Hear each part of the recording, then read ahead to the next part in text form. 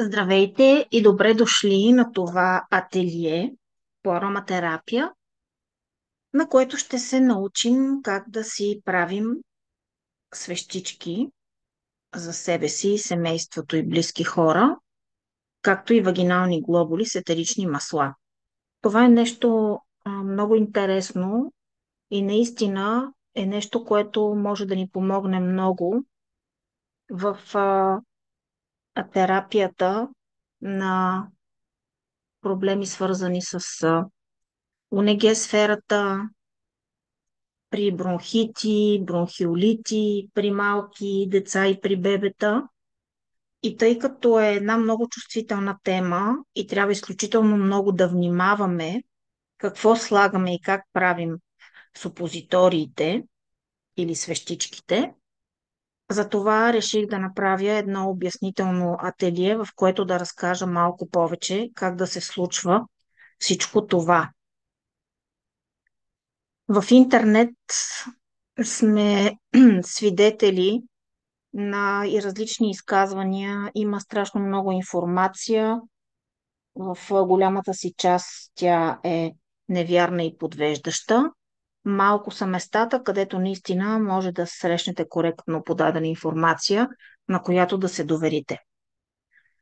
А както казах, изработката на свещички по принцип е нещо, което се прави от фармацевт и когато ги правим, решим да ги правим вкъщи за собствена употреба, тъй като по нашите аптеки, за съжаление, не се изготвят нито вагинални глобули, нито ректални супозитори, ректални форми с етрични масла, така че много хора прибягват вкъщи към тяхната направа и за това е много важно да знаят точно какво правят, за да не стане грешка и да не стане инцидент. Как да направим сами свещички и какво е необходимото оборудване? На първо място трябва да имаме точна везна, фармацевтична или бижутерска, мини миксерче или баркалка и също така уред, на който може да топим на водна баня масата за супозиториите или да приготвяме сместа за вагинални глобовили, която може да е и желатиново-глицеринова маса. Другото, което трябва да имаме е спринцовка, с която да доризираме смесите, пипета за измерване и трансфер, етилов алкохол задължително за дезинфекция, ръкавици, с които да боравим. За еднократна употреба трябва да са ръкавиците, а етиловия алкохол е добра да е 75 градуса, за да може да се направи добре дезинфекцията с него. Разбира се, градуирана е проветка или бехерова чаша или някакъв друг чист съд, който е градуиран, за да може да видите какво все пак правите, и форми за свещички или глобули за многократна или за еднократна употреба. В ляво на екрана виждате формите за вагиналните глобули. Те са 12 грама. До тях са формите за многократна употреба за свещички, които също могат да се използват за вагинални глобули. Разбира се, стават по-малки. Тези форми, които са в средата, те могат да бъдат от 1 грам, от 2 грама и от 3 грама. И в дясно виждате формите за еднократна употреба за свещички. Те са много лесни за използване, но излизат доста по-скъпо, тъй като след употребата трябва да се изхвърлят. Какво ви трябва? Трябва ви какаова маса. Тя е малко по-деликатна за работа, но върши работа. Или маса за супозитори. Това като цяло е най-разпространената е Уитепсол. То е с различна точка на топене, различни емулгиращи свойства. Разбира се, това, което аз препоръчвам да се добавя винаги към сместа е маслен излек от невен, тъй като все пак става въпрос за лигавицата. Знаем, че невена има така защитно свойство и афинитет към защита на лигавиците. И разбира се, трябва да подберем подходящи етерични масла, които да не дразнат лигавицата и съответно да са съобразени с проблема, който искаме да третираме. Това, което аз препоръчвам да се добави към сместа за свещички, е някакъв натурален отсветител. Това може да е куркума, цвекло, спирулина на прах, арония на прах, боровинка на прах, боя за сладки в крайен случай също така. Защо се добавя това нещо? За да може след като стопим масата за свещички и добавим етеричните масла, да добавим и този отсветител и да разбъркаме, за да сме сигурни, че сместа е абсолютно хомогенна. Има опасност, ако не са разбъркани добре етеричните масла, да останат в единия край и след това, като изливаме свещичките, да се падне повече масло в едната част, да остане по-малко в другата част. Общо взето да станат неравномерни и да нямат добър ефект, а освен това да щипат върху лигавицата или да причинят изгаряне. Първият етап от приготвянето, етапа и технологията, първият етап в какаото или масата за свещички, която, както казах, може да е уитепсол, аз работя с нея, тя е на кокосова основа, но не е течна, а е твърда.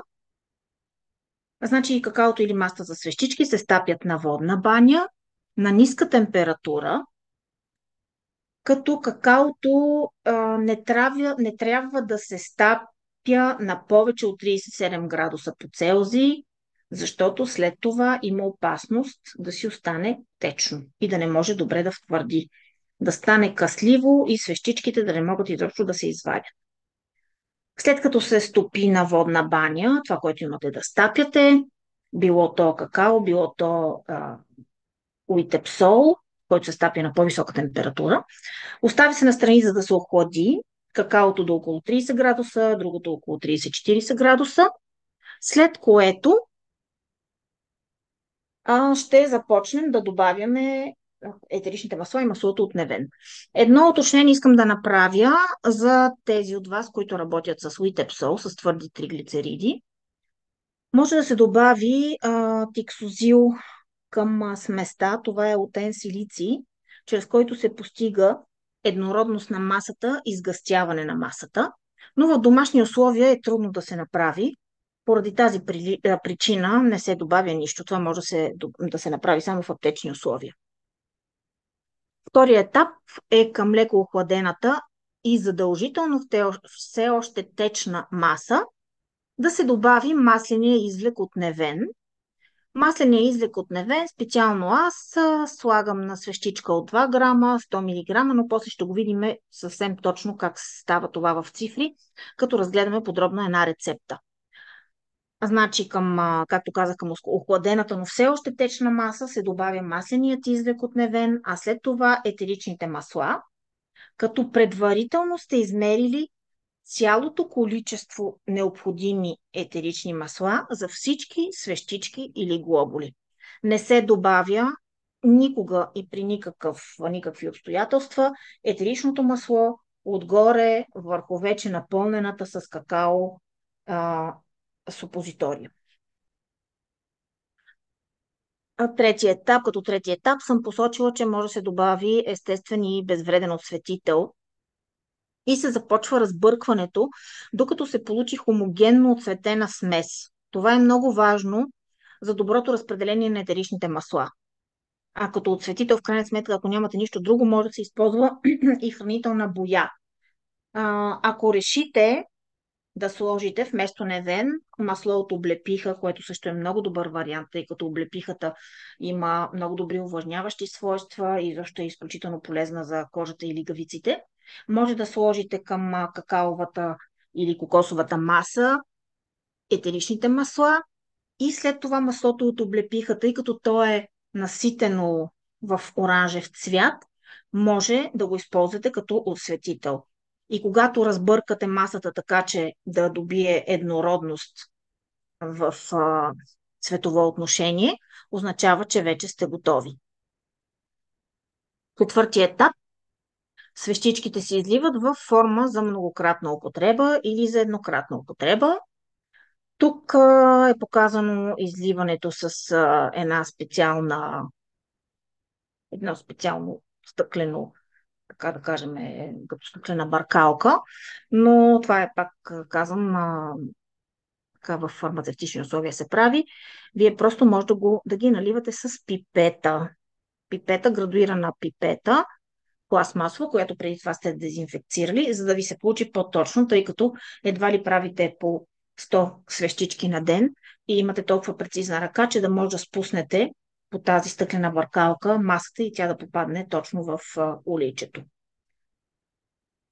Пак напомням, че преди употреба формичките трябва да са дезинфекцирани с етилов алкохол от 70-75 градуса.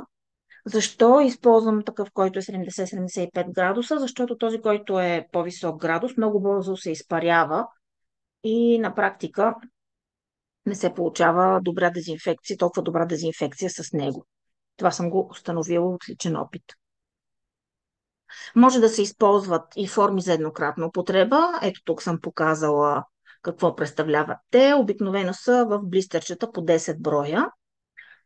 Ето с такава пипетка ви предлагам да си наливате и формите за многократна употреба. Сега, когато използвате форми за еднократна употреба, има друга особеност. Там трябва формичките да се залепят отгоре, за да се херметизират. И това създава понякога малко трудности, но когато човек свикне, съвсем не е трудно да го направи. Петия етап е слагане на свещичките на студено, за да се охладят в хладилник. Най-често, понякога може и в камера, но не е нужно чак такова шоково охлаждане. Ето така изглеждат готовите и вече охладени свещички. Формите за многократна употреба са снабдени с едни капачета. Ето тук горе са капачетата, които се махат, за да може свещичките да излезнат по-добре. Може в началото да щупите една-две, но това не е фатално. И шестия етап, свещичките се изваждат и се слагат на хладно място. В хладилника е достатъчно, може да не са в камерата. Като ако няма да се използват веднага, може да си ги оставите във формите.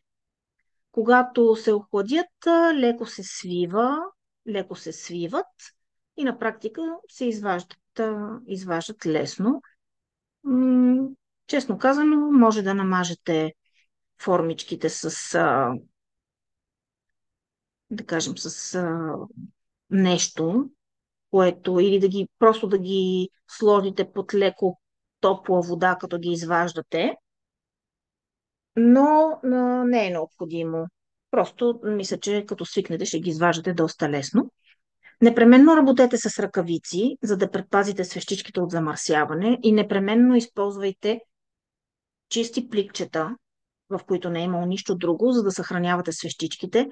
Знаете, че те отиват на места, където е редно, ако третираме някакъв проблем, да не внасяме допълнително замърсяване, иначе няма никакъв смисъл, а напротив ще усложним нещата. И сега един много важен етап. Това е как да разчетем рецептата и как да изчислим количествата на маслата и масата за супозитории, които ще са необходими за направата на нашите свещички. Това е също част от един важен етап от изпълнението и технологията. Първо, това е една примерна рецепта за хемороиди. Винаги рецептите се дават в милиграми. Никога не се дават по принцип в капки. Но сега ще ви кажа горе-долу как да се ориентирате. Тук изчисляваме количеството за общо 30 броя. Дадени са 40 мг етерично масло безсмъртниче Корсика, 40 мг етерично масло лавандула спика, 30 мг етерично масло мастиков храст, 20 мг масло от кипарис, 100 мг маслен извлек от невен и какао достатъчно за свещичка от 2 грама. Ако слагаме по 2 свещички на ден, за 15 дни ще ни трябват 30 броя свещички. В този случай концентрацията на етерични масла е 6,5%. Според мен 10% е максимума, тъй като на лигавицата, чувствителността на лигавицата на всеки е различна. Може така да опитате, ако имате нужди от малко по-голяма концентрация, но честно казано, мисля, че 6,5%, 6,5% е достатъчно. Как изчисляваме за 30 броя? В червено може да видите изчисленията. 40 мг по 30 броя са 1,2 грама, 40 мг по 30 имаме още веднъж от лавандулата, пак 1,2 грама, мастиковия храст е 30 мг по 30 броя е 900 мг или 0,9 от грама и кипариса е 20 мг по 30 броя 0,6 грама или 600 мг. Масленият извлек е 100 мг на бройка по 33 грама и от какаовата маса, която е 2 грама или 2000 мг, вадим сумата на всички етерични и базови масла, която е 0,230 мг. Като съберем 40 с 40, с 30, с 20, с 100, получаваме 230 мг. И получаваме, че необходимото какао за 30 броя е 1 грам и 77, колкото ни остава за една свещичка, по 30 става 53,10 грама. Тук не работим с коефициенти за изместване и така нататък. Малко сме опростили процедурата, за да е по-лесно, когато се прави в къщи. А и не става въпрос за силно действащи лекарства, така че не е толкова страшно, ако се мръдне мъничко. Тоест, пак повтарям, че 230 мг или 0,23 грама са етеричните масла и невена. Това количество вадим от вместимостта на свещичката, която е 2 грама. Ако имате някакви въпроси, винаги може да се свържете с мен, ако имате нещо неясно. Сега това, което искам да кажа, че ако нямате градуирана проветка, ако нямате такава пипетка, калибрирана и така нататък, с която да измерите точно, ще е малко трудно, защото различните готатори на шишенцата, на различните марки етерични масла, пускат различен брой, различни по големина капки и съответно при едните 1 милилитър, който приемаме условно, че е равен на 1 грам, въпреки че маслото като цяло нали, е понякога малко по-леко, понякога малко по-тежко от водата. Има други пък фирми, при които 27-8 капки са 1 мл, който приемаме, както казвам, пак условно за 1 грам. При трети 36 капки са 1 мл, който е 1 грам. Така че, ако е по-едра капката, трябва да сложите по-малко капки, за да получите този грамаж. Но може да работите с спринцовка, която е градуирана и ви го препоръчвам, защото никога няма да ви се наложи да си направите 5 свещички, трябва да си направите поне 20-30 и когато вече умножите количеството етерични масла необходимо за 30 броя, получавате по-голяма стойност. Ето в случая 1,2 грама, което може да приравните условно на 1,2 мл и да го измерите с градуирана спринцовка. Какви свещички може да направим? Може да направим свещички за бебета и деца, понякога и 2 грама, зависи от детето и от неговата възраст. И за възрастни хора, такива, които са 2 и 3 грама, за жените вагиналните глобули са 12 грама, но могат да се ползват и свещичките от 3 грама за вагинална употреба. За какво може да използваме направените от дома свещички? Много често ги използваме при възпаление на дихателните пътища. Особено са подходящи за използване при деца и хора с астма, защото когато се поставят в ректума, отиват чрез кръвообращението директно в белия дроб, не преминават през дихателната система, т.е. не дразнят по никакъв начин астматиците и алергичните хората, които имат дихателни алергии. Може да използваме свещички за третиране на хемороиди, на човешки папиломавирус, на всякакви вагинални инфекции, бронхиолити също така, забравих да кажа, че е нещо много често употребявано, особено във Франция, свещички с едрични масла при всякакви възпаления на дихателните пътища и при бебета и при деца. Разбира се, етеричните масла, които се използват, трябва да са съобразени така, че да не дразнят лигавиците и да не предизвикат по-голямо възпаление. Още веднъж казвам, ето тук съм показала и какви многократни форми за свещички имаме. 1, 2 и 3 грама. Еднократните форми са за 1,66 грама с 1,66 грама вместимост. Те са най-отляво, 10 броя в блистер. Многократни форми за глобули 12 грама. Също така Уитепсол, това е маса за свещички от кокосово масло, но твърдо, която е изключително подходяща, тъй като много добре емулгира с телесните течности. И какаово масло, 100% органично, което също може да се използва за маса за свещички, но само трябва да внимавате с него да не го стапяте при висока температура, както казах, може да не се втвърди. Много е важно да се използват качествени масла, имайки предвид къде поставяте свещичките.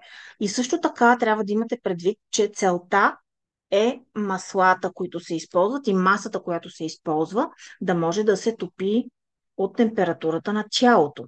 И след това да може да се емулгира с телесните течности, за да могат етеричните масла да преминат в кръвообращението. Преди да се впуснете в това начинание, трябва да сте убедени, че имате правилните масла и правилните рецепти. Още веднъж искам да кажа, че ние не носим отговорност за изпълнението и интерпретацията на рецептите. Тази информация е само с информативна цел, не заменя лекарското мнение и предписание. И ако имате нужда от консултация, сме на среща. Благодаря ви за вниманието.